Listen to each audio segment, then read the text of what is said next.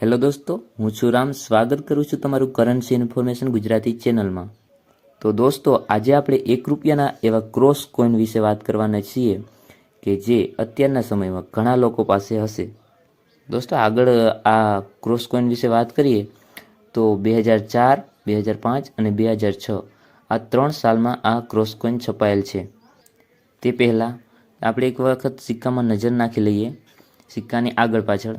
તો સિક્કો આગળની બાજુ જોઈએ તો ભારત ઇન્ડિયા છે, અને આ બાજુની સાઈડ અશોક સ્તંભ છે, અને આ બાજુની સાઈડ ₹1ની નિશાની છે.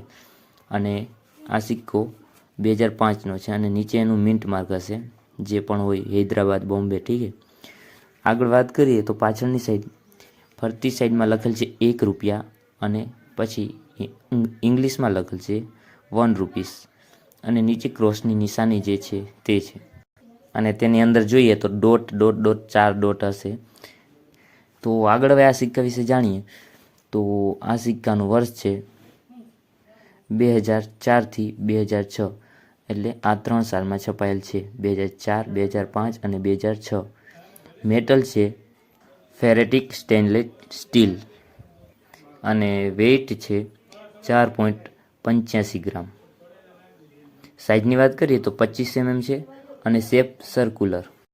હવે આ સિક્કો 4 મિનિટમાં છપાયેલ છે બોમ્બે, કોલકાતા, હૈદરાબાદ ને નોઈડા.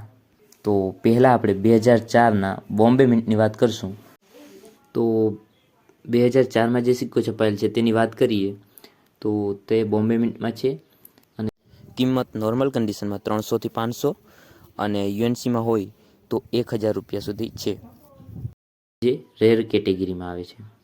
હવે 2005માં વાત કરીએ તો 2005માં 3 મિનિટમાં છપાયેલ છે બોમ્બે, કોલકાતા, હૈદરાબાદ, નોઈડા. 4 મિનિટમાં છપાયેલ છે. આ 4 મિનિટમાં 2005માં આ સિક્કો છપાયેલ છે. હવે જો 2005નો કોઈ પાસે આ સિક્કો હોય તો આ 4 મિનિટમાં સેમ કિંમત છે, જેમાં બધેમાં સરખી છે, કોઈમાં કોઈ ફરક નથી.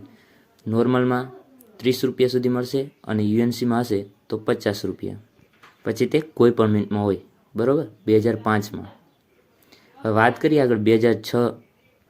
તો 2006માં નોઈડા મિન્ટ એક જ છે, નોઈડામાં છપાયેલ છે.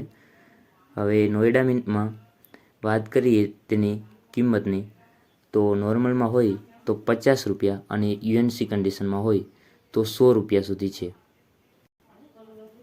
તો બસ આજનો વિડીયો આ ₹1ના એક સિક્કા વિશે જ હતો, કારણ કે અત્યારના સમયમાં આ સિક્કો ઘણા લોકો પાસે હશે.